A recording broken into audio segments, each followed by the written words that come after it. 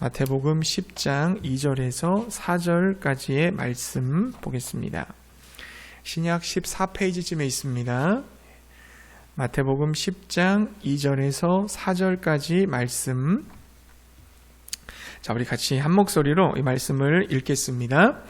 12사도의 이름은 이러하니 베드로라 하는 시몬을 비롯하여 그의 형제 안드레와 세베대의 아들 야고보와 그의 형제 요한, 빌립과 바돌로메, 도마와 세리마테, 알페오의 아들 야고보와 다데오, 가나나인 시몬 및 가론 유다 곧 예수를 판 자라. 아멘. 이제 오늘 새해 수요기도회에는요, 새해를 맞이해서 이제 마태복음 강해를 하려고 합니다. 마태복음을 쭉 우리가 살펴보면서 하나님의 은혜를 함께 나누기를 원하는데요. 오늘 그 첫째 시간으로 로마 제국시대의 예수님, 로마 제국시대의 예수님이라는 제목으로 함께 말씀 나누도록 하겠습니다. 저는 그분이 사셨던 나라와 사람들에 대해서 알아봅시다. 네, 예수님이 사셨던 나라는 이스라엘입니다. 그러나 당시에는 이스라엘로 불린 것이 아니라 팔레스틴이라는 이름으로 불렸습니다. 네, 당시의 로마인들은 블레셋이라는 이름을 빌어서 이스라엘을 그렇게 불렀던 것입니다. 팔레스틴은 가장 강력한 군사력을 지니고 있었던 로마 제국에 의해서 정복을 당했습니다. 그래서 팔레스틴에는 로마 병사들이 주둔하고 있었고 예수님과 그의 제자들은 팔레스틴의 길들을 걸으면서 늘 로마 군인들을 볼 수가 있었습니다. 예수님 당시 로마는요, 유럽과 아프리카, 아시아 세 개의 대륙을 다스리고 있었습니다. 그리고 그 대륙 가운데 있는 바다를 지중해라고 불렀습니다. 지중해를요, 메디테리안이라고 칭하였는데요.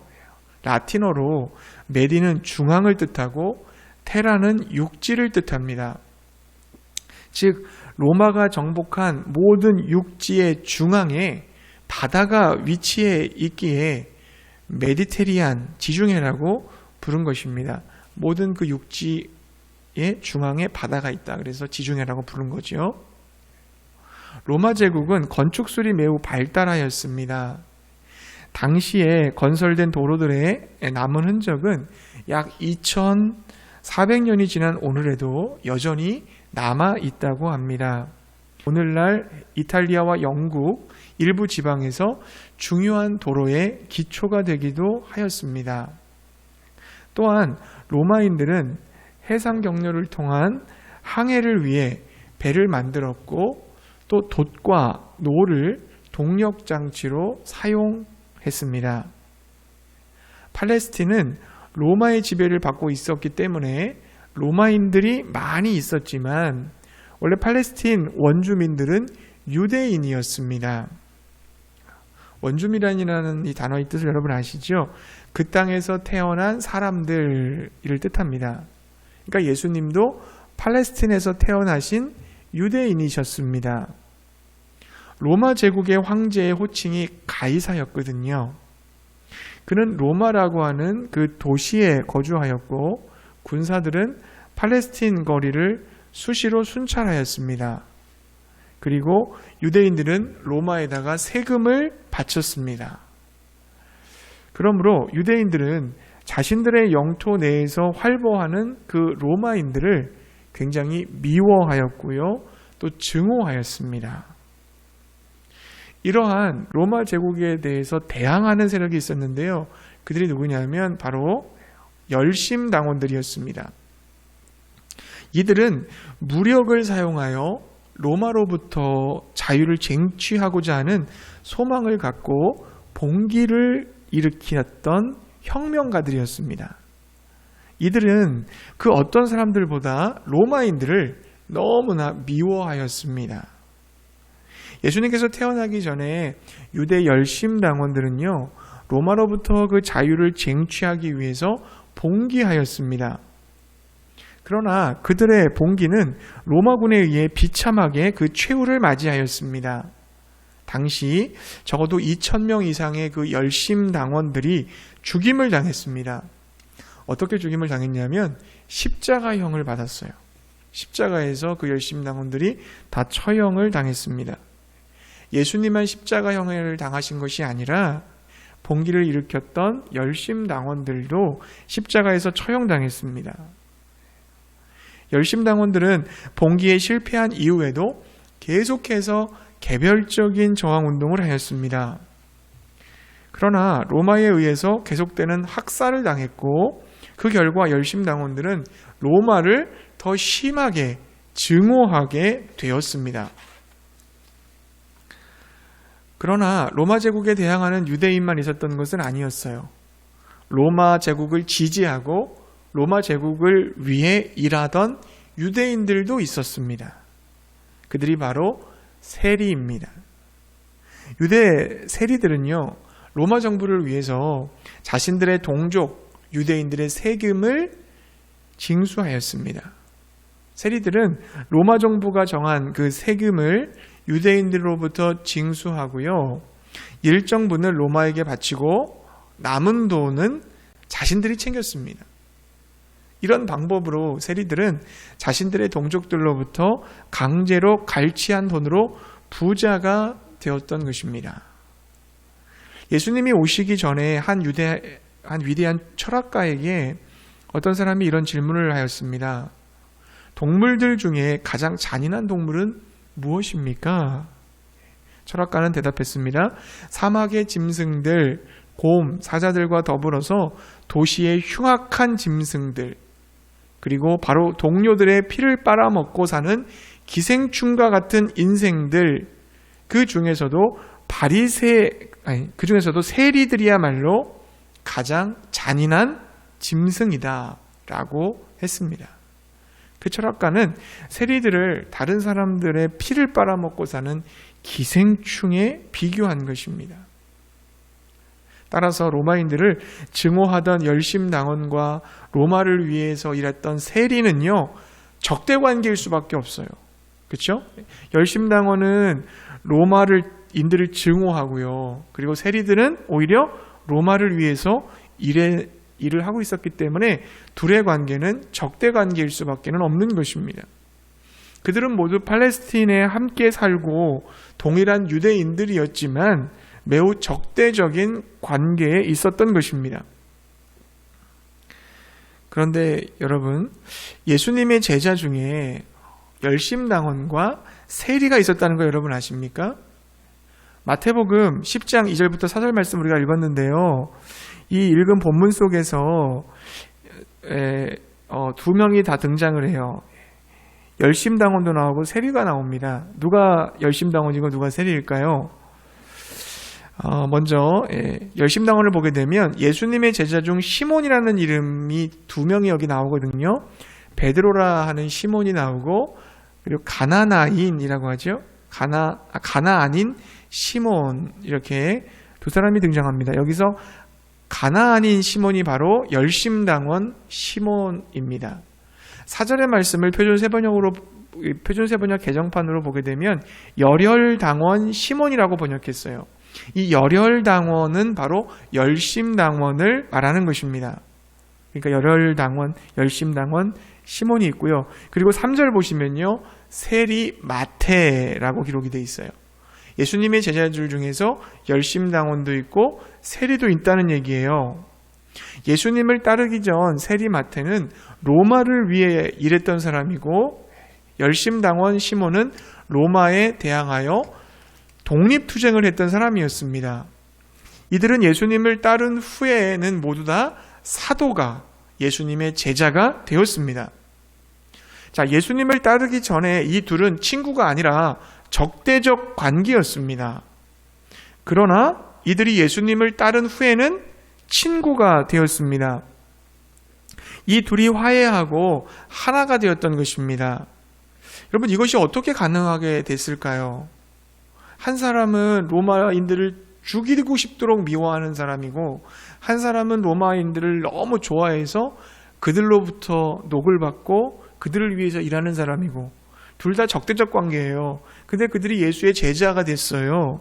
근데 그들이 서로 하나가 되었습니다. 열심당원, 여러분 그 이유는 뭐냐면 그들이 하나님 나라를 위해 일하기 시작했기 때문이에요. 하나님 나라를 위해 일하기 시작했기 때문입니다. 세상 나라가 아니라 하나님 나라를 위해 일했을 때 그 나라 안에서 그들은 하나가 되었던 것입니다. 열심당원 시몬이 들고 있었던 그 칼은 뭘 상징할까요? 적개심과 미움과 폭동을 상징하는 거예요. 근데 그 시몬이 들고 있던 그 칼을 내려놓은 겁니다. 세리인 마태가 들고 있었던 돈주머니, 그거 뭘 상징하는 걸까요? 욕심, 이기심, 물질 만능주의와 같은 것을 상징하는 거죠. 세리 마태는 자기가 손에 쥐고 있던 그 돈주머니를 내려놓았습니다. 그러자 그 두 사람 사이에 다툼과 시기가 해결된 것입니다. 시몬과 마태가 하나님 나라에 들어오자 그들은 서로 하나가 되었던 것이죠. 그렇습니다. 하나님 나라는 사랑의 나라입니다. 사랑으로 다스리는 나라, 사랑으로 통치하는 나라가 하나님의 나라임을 믿으시기 바랍니다. 왜냐하면 하나님 나라의 왕이신 예수님이 사랑 그 자체세요. 사랑의 화신이시잖아요. 사랑하셔서 물과 피를 다 쏟으시고 우리의 생명을 구원해 주신 분 아닙니까? 예수님의 사랑이 다스리기 시작하면 우리 안에 있는 그 다툼과 시기가 사라지고 사랑으로 하나 된다는 것을 믿으시기 바랍니다. 마태복음을 세리 마태가 기록을 했어요. 그는 마태복음의 가장 큰 주제를 뭐라고 봤냐면 하나님의 나라라고 봤습니다. 이 천국이죠. 그러니까 천국 하나님의 나라가 마태복음에 몇 번 나오냐면 50번 이상 나와요. 그만큼 마태는 하나님의 나라, 천국이 너무나 중요한 바로 복음의 핵심 가치라는 것을 알고 그걸 기록을 했던 것입니다. 하나님 나라는 로마 제국처럼 군사력에 의해 존재하는 나라가 아니에요. 열심당원들처럼 무력으로 쟁취하는 나라가 아닙니다. 세리처럼 자신의 탐욕을 채우기 위한 나라가 아닙니다. 하나님 나라는 사랑의 왕이신 예수님이 다스리시는 나라, 사랑으로 통치하는 나라라는 것을 믿으시기 바랍니다. 사랑하는 성도님들, 서로 간의 다툼과 시비는요, 예수님 당시뿐만 아니라 오늘날 우리 주변에서도 일어나고 있습니다. 그러나 다툼과 시비의 위험성에 대해 성경은 경고하고 있어요. 잠언서 17장 14절 말씀 보니까 이렇게 돼 있어요. 다투는 시작은 뚝에서 물이 새는 것 같은즉 싸움이 일어나기 전에 시비를 그칠 것이니라. 다투는 것은 뚝에서 물이 새는 것과 같다고 했습니다. 뚝에서 물이 새면 어떻게 될까요? 뚝이 터지겠죠. 나중에는 그 새던 물이 갑자기 뚝방을 다 헐고 마을로 와르르 쏟아져가지고 큰 인명피해를 내는 거 아닙니까? 서로 다투는 거, 서로 싸우는 거, 이것이 바로 그렇게 위험하다는 거예요. 그리고 잠언서 26장 21절 말씀에 보면요, 숯불 위에 숯을 더하는 것과 타는 불에 나무를 더하는 것 같이 다툼을 좋아하는 자는 시비를 일으키느니라고 했습니다. 다툼과 투쟁은 굉장히 위험하다, 파괴적인 것이다 라고 하는 것을 경고하고 있는 것입니다. 여러분, 그럼 왜 이 다툼과 시기, 투쟁이 일어나는 것일까요? 왜 이것이 일어납니까? 시기라고 하는 헬라어 동사가 젤로스예요. 젤로스. 이 젤로스라는 단어가 열심, 열정이라는 뜻이에요. 그래서 열심당원을 젤롯당이라고도 얘기하는 겁니다. 왜냐하면 그 열심이라는 단어가 젤로스기 때문에 그래요. 자, 누가 시기를 할까요? 열심이 있는 사람이 시기하는 겁니다. 열심히 있는 사람. 자기 일에 대해서 열정을 가진 사람이 다른 사람과 다투고 투쟁하는 것입니다.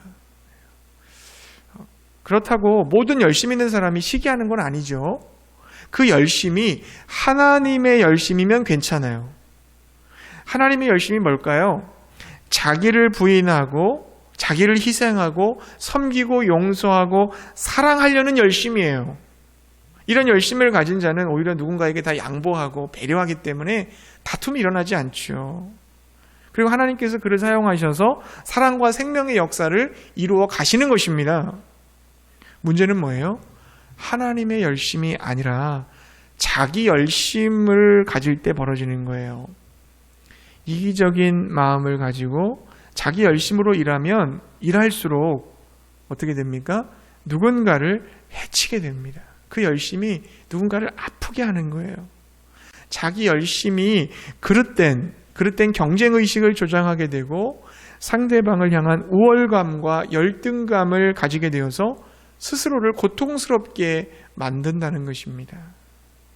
그렇게 자기 것에 집착하다가 자기 것이 조금 해를 받는다고 여겨지면 어떻게 돼요? 내가 좀 피해를 봤어. 내가 손해봤어. 그럼 어떻게 돼요? 분노하게 되는 거예요. 그리고 그 분노는 자기 자신에게 뿐만 아니라 타인에게도 날카로운 흉기가 되는 것입니다. 그래서 자신도 해치고 타인도 해치고 마는 겁니다. 그럼 그리스도인들은 평생 화를 한 번도 내지 않아야 됩니까? 그런 건 아니에요. 정직한 분노도 있어요. 의로운 분노도 있어요. 부당한 것들에 대해서는 우리가 의분을 가질 수 있어야 되는 게 합당합니다. 살아가면서 여러 가지 이유로 화를 낼 일들이 많이 있을 수 있죠. 이와 관련해서 성경은 뭐라고 얘기하냐면 에베소서 4장 26절과 27절의 말씀을 보니까 이렇게 기록을 하고 있습니다. 분을 내어도 죄를 짓지 말며 해가 지도록 분을 품지 말고 마귀에게 틈을 주지 말라. 아멘. 여러분이 우리가 느끼고 있는 그 감정이라고 하는 건요, 선한 것도 아니고 악한 것도 아닙니다. 내 안에서 내게 주어지는 거예요. 감정이 느껴지는 거거든요. 내 안에서 내가 느끼고 경험하는 거죠. 그러므로 감정은 어떻게 돼야 돼요? 잘 받아줘야 되는 거예요. 내가 감정을 내 스스로 내가 잘 감정을 받아줘야 됩니다. 내가 화를 내면 안 돼. 내가 화냈어. 막 이렇게 할 게 아니라 내가 화가 났구나. 감정을 받아줘야 돼요. 내가 지금 분노하고 있구나. 내가 지금 슬퍼하고 있구나. 내가 기뻐하는구나. 내 스스로 느껴지는 감정을 내가 받아줄 필요가 있는 겁니다. 잘 받아줘야 돼요. 그러나 그 감정으로 인하여 죄를 지어서는 안 됩니다. 감정은 받아주되 그 감정 때문에 죄를 범해서는 안 된다는 거죠. 분노에 지배되어서 상대방을 다치게 하거나 또 아프게 해서는 안 된다는 것입니다. 막 감정을 폭발시켜가지고 누군가에게 험한 말을 하고 하지 말아야 될 행동들을 하면 안 된다는 겁니다. 분노의 지배를 당하게 될 때 마귀는 그 틈을 노리고요. 우리를 공격하게 되는 거예요. 우리를 힘들게 만듭니다. 마귀는.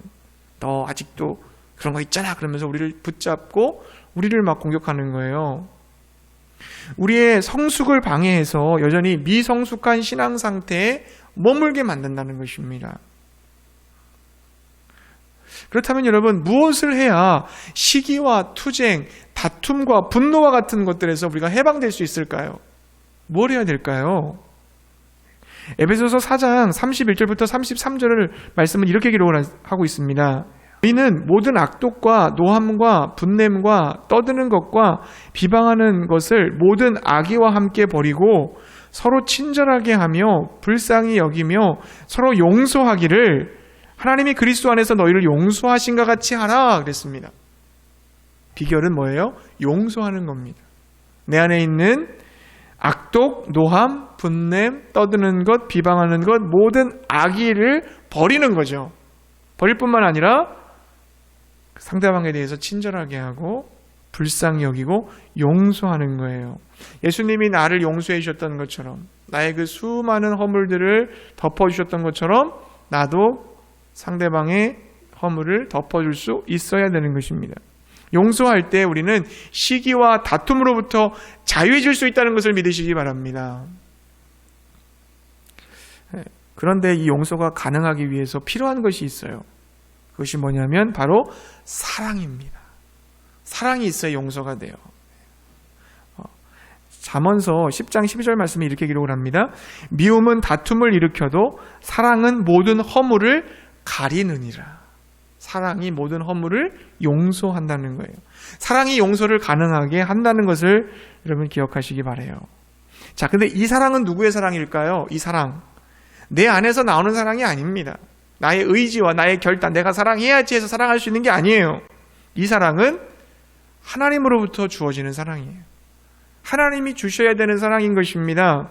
그러니까 하나님의 사랑이에요. 하나님의 사랑이 우리의 삶을 다스리게 될 때 서로를 용서하게 되고 다툼은 사라지게 된다는 것을 여러분 믿으시기 바랍니다.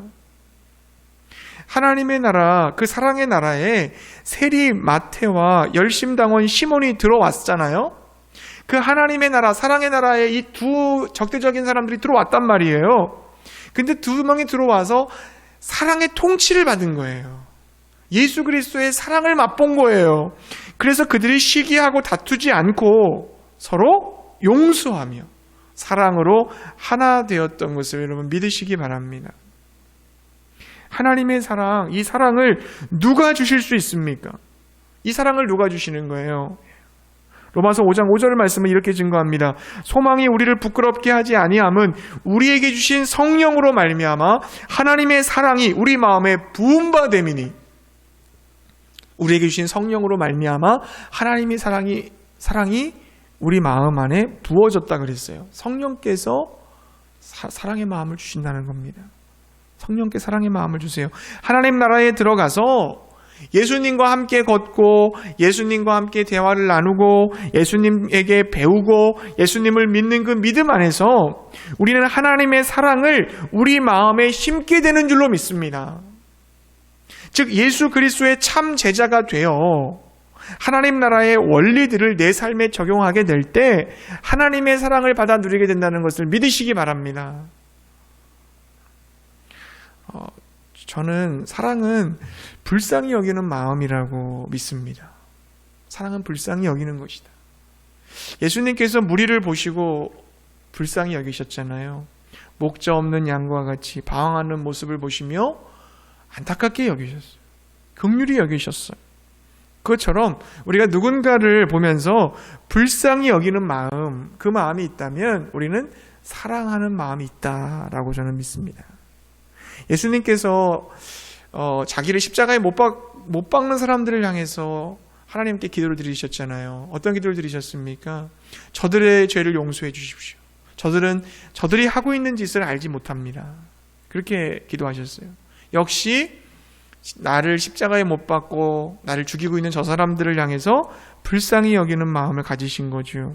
아무것도 모르는 사람들, 자신이 죄인인 것도 모르고 자신이 하고 있는 일이 지금 어떤 일인지도 모르는 사람들을 불쌍히 여기셨던 것입니다. 저는 제 가족들을 보아도 좀 불쌍해 보이고 또 성도님들을 보아도 좀 불쌍해 보이는 마음이 있습니다. 제 가족과 또 여러분들이 못나서가 아니라 뭐 부족해서가 아니라요. 여러분들이 제가 부족해서 그렇습니다. 나같이 부족한 목사를 만나서 고생하고 있는 내 주변의 사람들에게 좀 미안한 마음이 있습니다. 그리고 한 가지 소망하는 것이 있다면 주님의 은혜가 내게 부어져서 내게 성령의 충만이 차고 흘러넘쳐서 내 가족과 우리 교회 성도님들에게 흘러들어가는 것을 저는 사모하고 있습니다. 여러분 주변의 사람들을 주님의 눈을 가지고 한번 바라보세요. 불쌍히 여기시는 마음으로 바라보시기 바랍니다. 죄로 인해서 아파하며 고통 속에서 신음하는 사람들을 보시기 바라요. 성령님께서 영혼들을 불쌍히 여기는 주님의 마음, 사랑의 마음을 부어주실 줄로 믿습니다. 그리고 그 불쌍히 여기는 마음에서 한 걸음 더 나아가야 될 게 있어요. 마음만 갖고선 안 돼요. 마음에서 뭘로 가야 돼요? 사랑의 실천으로 가야 됩니다. 사랑의 실천을 향해 나가야 돼요. 누가복음 10장에 보면 여러분 선한 사마리아인의 비유 아시죠? 한 사람이 강도를 만났습니다. 물건을 다 뺏기고 맞아서 피가 나고 걷지를 못하고 쓰러져 있습니다. 자, 그 모습을 보고도 제사장은 그냥 지나갔습니다. 불쌍한 사람이 있는데 그냥 지나갔어요. 레위인도 그 모습 보고 그냥 지나갔어요. 근데 여러분, 그러나 사마리아인은 강도 만난 사람을 보고 그에게로 다가갔습니다. 그를 보고 불쌍히 여겼습니다. 상처의 치유를 위해 환부에 기름과 포도주를 부었습니다. 아픈 곳을 싸매고 터진 곳을 치료해 주었습니다.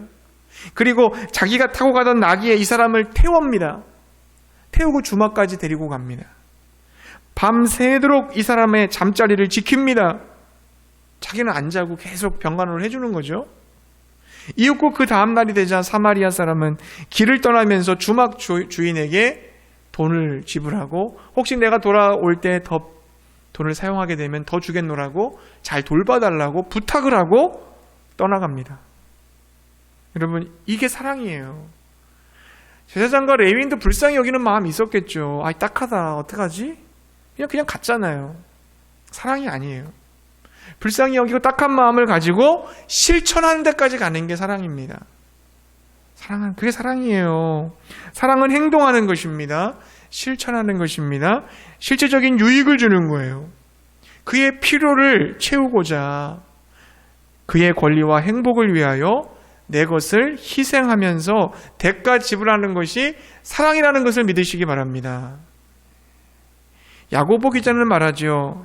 야고보서 2장 15절과 16절에 보니까 만일 형제나 자매가 헐벗고 일용할 양식이 없는데 너희 중에 누구든지 그에게 이르되 평안히 가라, 덥게 하라, 배부르게 하라 하며 그 몸에 쓸 것을 주지 아니하면 무슨 유익이 있으리요. 배고픈 사람이 있는데 야, 평안하게 살아, 그냥 좀 따뜻하게 지내, 배부르게 지내, 말하고 아무것도 안 주면 무슨 소용이 있냐는 거죠. 마음으로만 느끼고 깨닫는 것을 멈추면 안 돼요. 말로만 하는 사랑은 사랑이 아니라는 겁니다. 여러분 그렇잖아요. 여러분 주변에서 여러분한테 사랑합니다 100번 얘기하고 어떤 행동도 하지 않으면 여러분 그거 사랑을 믿겠습니까? 그 가짜 사랑이라고 하겠죠. 행동까지 갈 때, 섬김과 희생으로 나아갈 때 사랑이 사랑될 수 있다는 것을 여러분 믿으시기 바랍니다. 목사님 왜 자꾸 나만 사랑하라고 합니까? 상대방은 사랑하지도 않는데 나만 사랑하면 뭐가 됩니까? 여러분, 내가 정말 사랑했음에도 불구하고 상대방을 사랑했음에도 불구하고 상대가 끝내 나의 사랑을 받아주지 않는다면 어떻게 될까요? 여러분, 내가 실패자가 되는 건 아닙니다. 그렇다고 내가 실패자가 되는 건 아니에요. 내가 누군가를 예수님의 마음으로 사랑했는데 그가 그 내 사랑의 마음을 받아주지 않았다면 그것은 내 문제가 아니라 그 사람 문제예요. 그게잖아요. 나는 최선을 다해 사랑을 했는데 그가 그 마음을 안 받아줬다고 그러면 그 사람 문제지 내 문제는 아닌 거잖아요. 그렇죠? 나는 실패한 게 아니란 말입니다. 나는 오히려 승리한 거예요. 그가 그 사랑을 안 받아줬지만 난 사랑했으니까 승리한 거죠. 그죠? 믿음의 선한 싸움에서 승리한 겁니다. 비록 그가 나의 사랑을 받아들이지 않았다 할지라도 주님께서 나를 사랑해 주셨던 것처럼 내가 그를 위하여 사랑했기 때문에 나와 주님의 관계는 더 깊어진 겁니다. 잘했다, 착하고 충성된 종아, 네가 정말 믿음의 선한 싸움을 싸웠다. 네가 저렇게 마음을 받아주지 않는 사람한테서도 끝까지 사랑을 지켰다라고 주님은 우리를 사랑해 주시고 더 우리의 영성을 맑게 해주시고 풍성하게 해주신 줄로 믿습니다. 그래서 성경은요, 사랑은 언제까지 떨어지지 않는다라고 얘기해요. 고린도전서 13장의 그 사랑장에 보게 되면요, 사랑은 떨어지지 않는다. 그러니까 사랑은 소멸되지 않는다는 겁니다. 사랑은 실패하지 않는다고 말씀하고 있다는 것입니다. 말씀을 정리할게요. 하나님의 나라는요, 사랑의 나라예요. 하나님의 나라가 뭐냐? 사랑의 나라예요. 너 천국 가봤어? 천국 보여줘? 이 사랑하고 있잖아. 그게 천국을 보여주고 하나님 나라를 보여주는 모습이에요. 사랑의 나라예요. 예수님의 사랑의 통치를 받으면, 그분의 통치 안에 들어오면 사랑하게 되어 있습니다. 사랑하게 되어 있습니다. 예수님의 사랑이 성령 안에서 내게 부음받아요. 사랑이 나를 통해서 흘러나가게 되는 거예요. 예수 그리스도의 사랑이 나를 통해서 이렇게 흘러나가는 것입니다. 만약 내가 여전히 누군가를 시기하고 다투고 미워하고 있다면 나는 하나님 나라 통치를 지금 벗어나 있는 거예요. 벗어나 있는 겁니다. 그런 분들이 계시다면 회개하시기 바랍니다. 다시 예수님의 통치를 받기 원합니다. 하나님 나라에 내가 있기를 원합니다. 예수님의 마음을 주시옵소서. 은혜를 구하시기 바랍니다. 주님의 사랑을 우리 마음에 넘치도록 부어주셔서 서로를 불쌍히 여기며 용서하며 사랑하며 사랑을 실천하며 하나 되는 그 사랑 안에서 하나 되는 거예요. 그 사랑 안에서 우리가 하나 되는 거예요. 하나 되는 하나님 나라의 복을 누리시기를 주님의 이름으로 축복합니다.